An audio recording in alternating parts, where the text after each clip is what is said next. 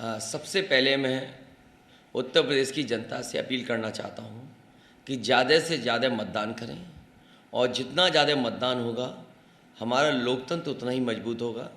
लोकतंत्र को मजबूत करने के लिए ज़्यादा से ज़्यादा लोग वोट करें और साथ ही साथ ये 7वें चरण का चुनाव है, पूर्वांचल के क्षेत्र का चुनाव है।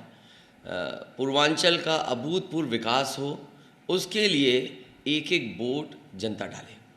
आपने इतना लंबा चुनाव देखा, अब बिल्कुल लास्ट में आ रहे हैं, आप कैसे इसको देखते हो और अब आप किस उम्मीद तक पहुंच रहे हो, क्योंकि आप 3 दिन बाद रिजल्ट किए?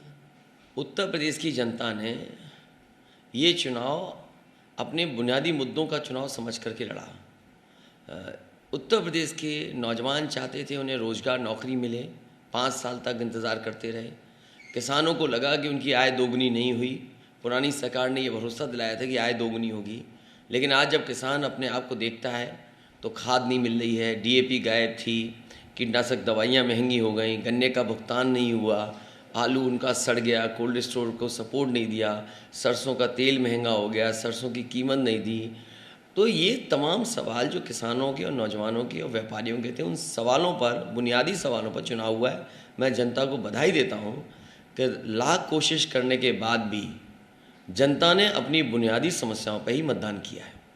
सर, एक चुनाव में 7 मार्च आज हो गया, जो प्रचार का दौर चला है, जो लोग कह रहे थे कि इससे पहले कि अक्टूबर तक कि समाजवादी एग्जिस्टेंट में नहीं, लेकिन आप जैसी नवंबर में आए, जो रैलियों का दौर शुरू हुआ, रथ यात्रा हुई, तो वो चुनाव एक बाइपोलर की तरफ बढ़ गया। किस तरह से देखते हैं, कितनी रैली और कितना है और ये कितना महत्वपूर्ण रहेगा इस पूरे चुनाव में?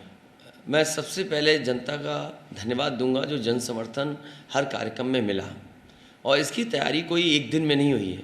मुझे याद है कि समाजवादी पार्टी ने लगातार प्रशिक्षण शिविर चलाए थे। उन ट्रेनिंग कैंप्स के माध्यम से कार्यकर्ताओं को बुला करके ट्रेनिंग दी गई थी, और कई बार कार्यकर्ताओं से 1-to-1 मुलाकात का ही परिणाम है कि समाजवादी पार्टी का कार्यकर्ता अपनी जिम्मेदारी को समझते हुए उसने जिम्मेदारी निभाई और जनता के बीच में समाजवादी पार्टी की बातों को बताया। और मुझे खुशी है इस बात की कि चाहे वो समाजवादी पूर्वांचल एक्सप्रेस रहा हो, जो समाजवादी सरकार में जगह जगह मेडिकल कॉलेजेस बन रहे थे, एम्बुलेंस की जो सर्विसेज थी, डायल 100 में जो खामियां नज़र आईं, शिक्षा 3 साल की चौपट हो गई, फ़ौज में भर्ती नहीं हुई, और जिस तरीके से नौकरियों को जो परीक्षाएं हुई, एक परीक्षा के बाद दूसरी परीक्षा रद्द होती गई, पेपर आउट हुए, सरकार जानबूझ करके रोज़गार नौकरी नहीं देना चाहती थी, और नौजवान जिस तरीके से अपमानित हुआ, समय समय पर यहाँ मांग लेकर के लखनऊ आए, वो अपमानित होकर के गया, उसके साथ व्यवहार खराब हो। ये तमाम सवाल हैं जिनका जवाब भारतीय जनता पार्टी की सरकार के पास नहीं है। उन्होंने जो जनता की मदद करनी चाहिए थी कोरोना में और लॉकडाउन में, वो भी जनता ने देखा कि किस तरह मजदूर भाई पैदल पैदल चले गए और उनकी कोई मदद नहीं हुई। कोरोना में जिस बड़े पैमाने पे लोगों की जान गई, दवाई के लिए भागते रहे, ऑक्सीजन के लिए इधर उधर भागे, लेकिन सरकार ने ऑक्सीजन भी नहीं दे पाए। इसलिए ये तमाम मुद्दे हैं जो सरकार की नाकामी दिखाते हैं। और फिर डबल इंजन की सरकार जिन्होंने बोला हो, तो इसलिए जनता इस बार डबल इंजन की सरकार की झूठ की पटरियों को उखाड़ने के लिए तैयार है।